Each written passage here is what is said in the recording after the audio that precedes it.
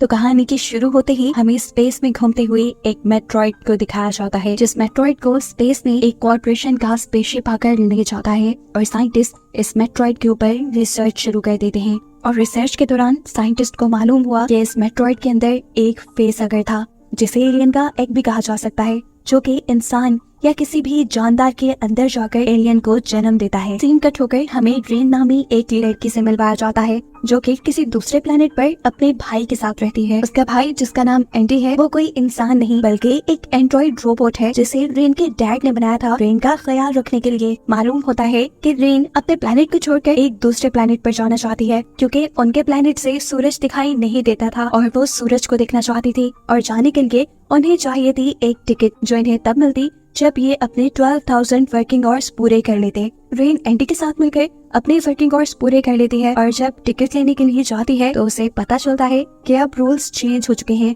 पहले जो टिकट 12,000 घंटे काम करने के बाद मिलता था, अब वो टिकट 24,000 घंटे काम करने के बाद मिलना था। रेन भी सुनकर दुखी हो गई, क्योंकि वो हर सूरत दूसरे प्लेनेट पर जाना चाहती थी। फिर वो अब अपने दोस्त के घर जाती है, जहाँ उसका दोस्त, जिसका नाम टाइलर है, वो उसे बताता है कि उसने स्पेस में एक टूटे हुए स्पेसशिप को देखा है, जिस स्पेसशिप के अंदर बहुत सारे ड्राईपोर्ट चैम्बर हैं, जिनके जरिए वो बहुत ही आसानी से किसी दूसरे प्लेनेट पर जा सकते हैं। इस तरह दूसरे प्लेनेट पर जाने के लिए उन्हें किसी टिकट की भी जरूरत नहीं पड़ेगी। लेकिन एक प्रॉब्लम थी, इन सारे चैम्बर्स को खोलने के लिए उनको एक रोबोट की जरूरत थी। ये सब लोग मिलकर रेन से रिक्वेस्ट करते हैं, अगर तुम हमारी मदद करो तो हम सब यहाँ से निकल सकते हैं, बस हमें तुम्हारी रोबोट एंडी की जरूरत है। मैं वादा करता हूँ उसे कोई नुकसान नहीं होगा। अब क्योंकि रेन भी जानती थी कि इस प्लेनेट को छोड़ने का इससे अच्छा कोई और रास्ता नहीं है, इसलिए वो बाकी सबकी मदद को मान जाती है। तो फिर बस ये लोग एक प्लान बनाते हैं और अपने स्पेस क्राफ्ट में बैठकर स्पेस की तरफ निकल जाते हैं। स्पेस में जाने के बाद इन्हें पता चलता है कि जिस स्पेस स्टेशन के पीछे ये लोग जा रहे थे उसके दो पार्ट्स थे, एक का नाम रेमस था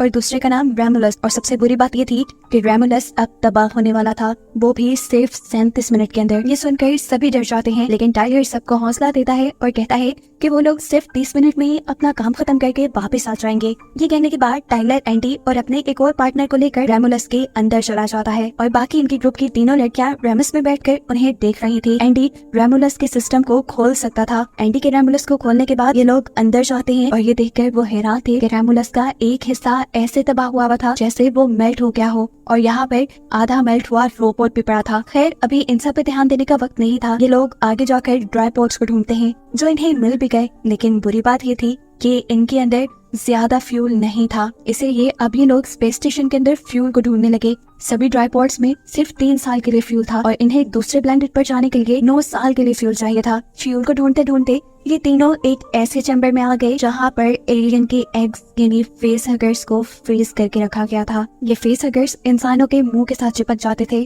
और फिर इंसानों के जरिए एलियंस पैदा होते थे। ये देखकर ये सब लोग डर जाते हैं और यहाँ से बाहर निकलने की कोशिश करते हैं, लेकिन अफसोस ये अब इस चैम्बर का दरवाजा बंद हो चुका है। और इससे भी बड़ी मुसीबत की कि इस चैम्बर का टेम्परेचर वक्त के साथ साथ बढ़ता जा रहा है। एंडी इस दरवाजे को इसलिए खोल नहीं पा रहा क्योंकि उसकी टेक्नोलॉजी पुरानी है, साथ ही उसके पास इस स्पेस स्टेशन के सिक्योरिटी कोड्स भी नहीं है। ये सब कुछ इनकी बाकी तीनों पार्टनर भी रेमस में इन स्पेसशिप के दूसरे पार्ट में बैठकर देख रही थी। इनको मुसीबत में देखकर वो इनकी मदद के लिए रेमुलस के अंदर आ जाती है। यहाँ आकर उनका भी सामना सबसे पहले उस आधे मेल्ट हुए रोबोट से होता है। इसे देखकर रेन को एक आइडिया आया, क्योंकि ये इसी स्पेसशिप का रोबोट था, इसीलिए उसके पास स्पेस स्टेशन के सिक्योरिटी कोड्स हो सकते थे और अगर इस रोबोट की चिप एंडी के अंदर डाल दी जाती तो वो भी इस काबिल हो जाता कि इस पूरी स्पेसशिप के सिस्टम को कंट्रोल कर पाए। इसीलिए वो इस रोबोट की चिप को निकालकर अब उस चैम्बर के पास पहुंचती है, जिसके अंदर वो तीनों पार्टनर्स फंसे हुए थे। दरवाजे में बने हुए एक होल से वो ये चिप एंडी को पकड़ाती है। एंडी ये चिप अपने अंदर लगा लेता है और फौरन ही रिबूट होना शुरू हो जाता है। जितनी देर में एंडी का सिस्टम अपडेट हो रहा था, इतनी ही देर में इस चैम्बर का टेम्परेचर इतना ज्यादा बढ़ चुका था कि अब फेस हगर्स भी मेल्ट होने लगे थे,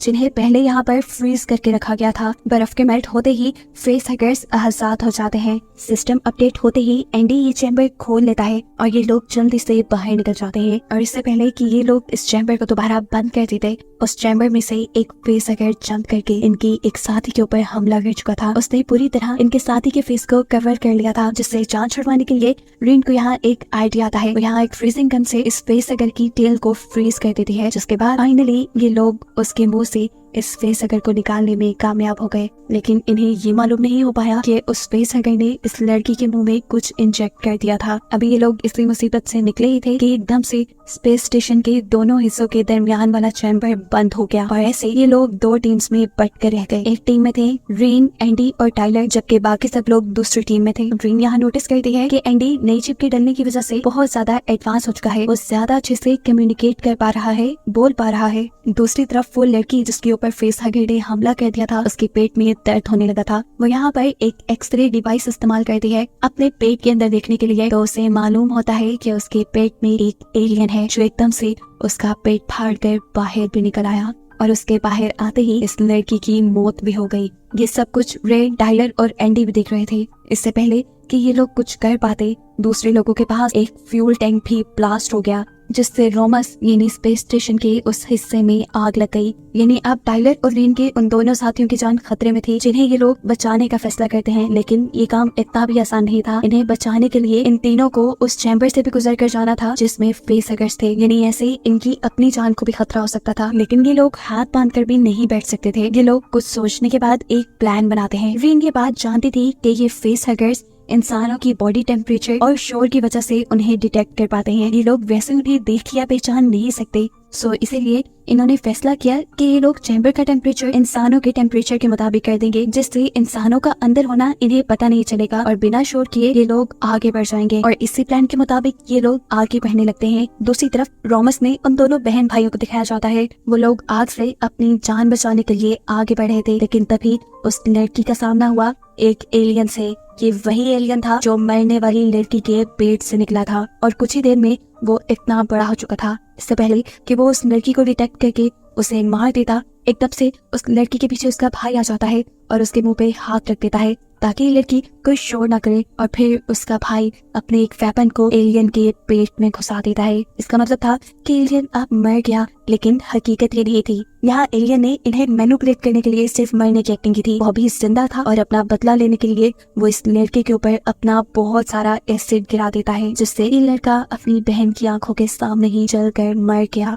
ये देखकर वो लड़की बहुत सारा डर चुकी थी। अपनी जान बचाने के लिए वो चैम्बर की डोर की तरफ भागती है, लेकिन चैम्बर का दरवाजा बंद था। खौफ में उसने चैम्बर का दरवाजा खड़काना शुरू कर दिया, ये बात जाने बगैर कि ये एलियन शोर से ही अट्रैक्ट होते थे। उसकी आवाज़ें सुनकर एलियन भी उसका पीछा करना शुरू कर देता है, जबकि दूसरे चैम्बर में मौजूद टाइलर और रेन भी उसकी आवाज़ें सुन पा रहे थे। उसकी चीखने चिल्लाने की आवाज़ें सुनकर टाइलर भी बुरी तरह डिस्ट्रैक्ट हो गया और चलते हुए उससे शोर हो गया। ऐसे बहुत से फेसहगर्स उनकी तरफ अट्रैक्ट हो गए। इन सब की जान खतरे में थी, लेकिन यहाँ पर एंडी इन दोनों की मदद करता है और इन दोनों को ही वक्त रहते उस चैम्बर से बाहर निकाल कर फेसहगर्स से बचा लेता है। फाइनली अब ये लोग दूसरे चैम्बर में आ गए थे जहाँ ये लोग सेफ थे। इस चैम्बर का दरवाजा स्पेसशिप के दूसरे हिस्से के साथ भी मिल रहा था, जहाँ पर वो दूसरी लड़की मुश्किल में थी। उसके पीछे एलियन पड़ा हुआ था। वो लड़की जोर जोर से इनके चैम्बर का दरवाजा खड़काती है, लेकिन एंडी ये दरवाजा नहीं खोलता। यानी एंडी उसकी मदद नहीं करता, क्योंकि अब उसका मकसद इंसानों की हिफाजत करना नहीं रहा था। क्योंकि उसके अंदर की चिप रीन ने स्पेस स्टेशन के रोबोट की चिप के साथ बदल दी थी, इसलिए